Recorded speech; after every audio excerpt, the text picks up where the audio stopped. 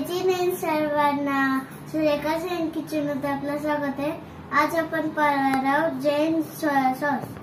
एक कढई ठेवलेली आहे, त्यात आता 2 चमचे साखर घालायचे. एकसारखं मंद आचेवर हलवायचंय.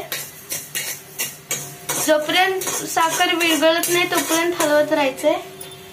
हळूहळू साखर विरघळायला लागली आहे.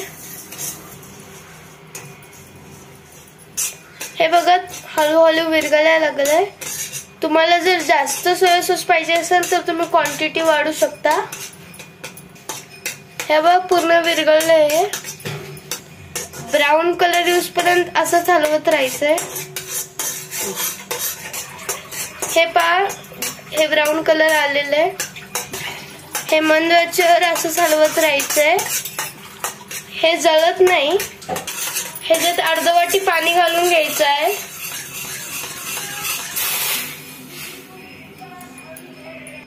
हे पाण्याला उकळी आली की पूर्ण विरघळून जातं.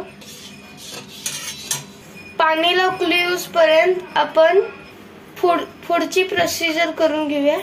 त्याच्यासाठी 1 चमचा गव्हाचं पीठ घेतलेलं आहे. तुम्हाला पाहिजे तर तुम्ही सोयाबीनचंही पीठ घेऊ शकता. सोयाबीनचंही पीठ चालतं. तुमच्याकडे जर सोयाबीनचं पीठ असेल तर तुम्ही तेही घेऊ शकता. गव्हाचं पीठही चालतं. आता ह्याच्यात आपण थोडं पाणी घालून घेऊया.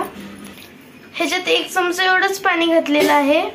पाणीला उकळी आलेली आहे. आता आपण ह्याच्यात पाणी घातलेलं पीठ घालून घेऊया.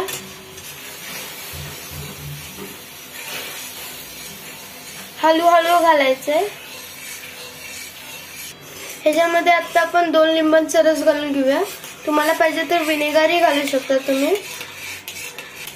आणि नीट हलवून घेऊया. बाहेरच्या सोया सॉसला जसं कलर येतो तसा कलर ह्याला येत नाही. आता गॅस बंद करून घेऊया. आता ह्याला आपण काढून घेऊया. हे झाले आपले जैन पद्धतीने केलेले सोया सॉस तयार. हे फक्त 5 मिनिटात बनतात. तुम्हाला जेवढी पाहिजे तेवढी तुम्ही हे बनवून घेऊ शकता. आणि याला फ्रीज मध्ये ठेवायचंय, नाहीतर हे खराब होतात लवकर. हे असं काचेच्या जार मध्ये ठेवायचं याला. तुम्हाला जर आमची रेसिपी आवडली असेल तर लाईक, शेअर, सबस्क्राईब करायला विसरू नका. लवकरच भेटू आपल्या नवीन रेसिपी सोबत. तोपर्यंत जय जिने.